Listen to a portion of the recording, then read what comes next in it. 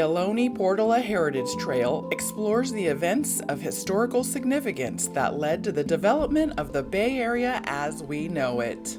It is well documented that our highways and cities of today were once the trails and villages of native people for 10 millennia before European explorers sought new territory to colonize. The King of Spain, Juan Carlos, commissioned Don Gaspar Portola to found Monterey Bay, which had not yet been found by Europeans. The expedition sets forth from Loreto with 200 horses and mules. Must have been quite a cavalcade to see in the day. There was Miguel Costanzo, who was the engineer and turned out to be a pretty good interpreter of what was going on. And the priest who wrote the most, Juan Crespi. The Portola expedition had hoped that they could rendezvous with a supply ship.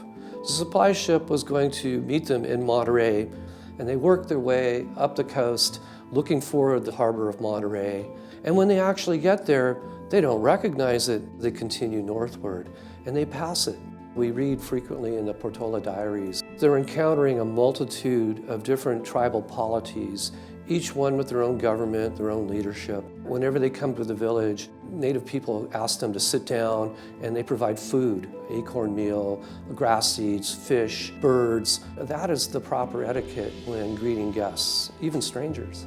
It's a little-known fact that the indigenous Californians had composed one of the largest populations of hunting-gathering peoples in all of North America. While 21st century Native people continue to identify themselves by the land of their ancestors, scientists today group them together and refer to them as the Ohlone. The Ohlone people are a group of people from Contra Costa County down to Monterey County. And we have everything from arrowheads to decorative items, weapons of various kinds. So we have much material that tell us that the Ohlone were here in good numbers for a long, long time.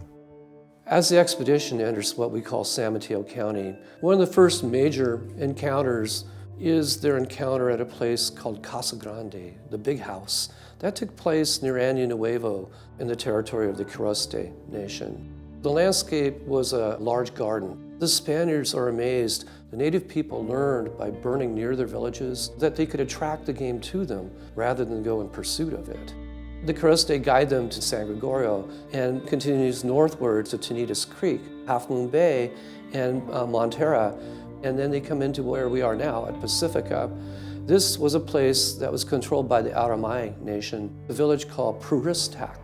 The encounter between Portola's party and the native people was very cordial. These are the observations of the missionaries and explorers of the time. The Spaniards keep asking the natives, do you know where our ship is? Because they're still looking for the ship with supplies in Monterey. And they think the Indians are telling them, it lies ahead in a distant harbor, but who knows? The way that the Spanish communicated with the native people, it was very difficult. There's plenty of evidence to tell us that there was all kinds of misinformation that was going between the two parties. How did these two groups communicate? Although all accounts tell of a friendly people, the Portola diaries referred to the natives as heathens. Was there more to the people and their culture that the Spanish could not see? Native Americans of the region had rich oral traditions, and they passed down their creation stories, events, and customs, whereas Europeans are dependent on scribal culture and writing. The terms prehistory and history are used to distinguish when written records enter a given area.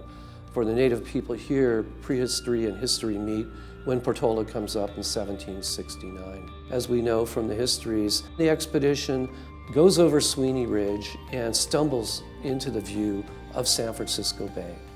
They don't see the Golden Gate. They don't know whether it's an estuary, a bay, or a lake. They drop down into what we call Crystal Springs now, and they go down where they see the big tree, the Palo Alto, the homeland of the Lamchin people. When they get to Palo Alto, the expedition is in dire straits. They're still trying to reconnoiter where they are. They don't see the ship with supplies. They are running out of food. And so we read encounter after encounter in the diaries. As they come into the communities, the native people follow the prescribed etiquette of feeding them. The Portola expedition missed Monterey, never found their supply ship, and trekked back down the California coast entirely dependent on the indigenous people and the native landscape. San Mateo County commemorates the cooperative interaction between members of the Portola expedition and the region's native people, and celebrates the rich cultural heritage of the Bay Area. From a historical point of view, the trail will have a lot of interpretation for the public. They'll get an idea of where the campsites were and experience what the Spanish might have been experiencing 250 years ago. In consultation with the Ohlone people, we can start educating the public about the rich cultural heritage of our land. All of that comes together in a project like the Ohlone Portola Heritage Trail. The Ohlone Portola Heritage Trail is an interpretive, multi-use, scenic recreation route for those on foot, bike, and horseback, with some sections accessible by car. The braided trail includes roads, places, and spaces that are rich with stories of historical significance to San Mateo County and the development of the Golden State of California.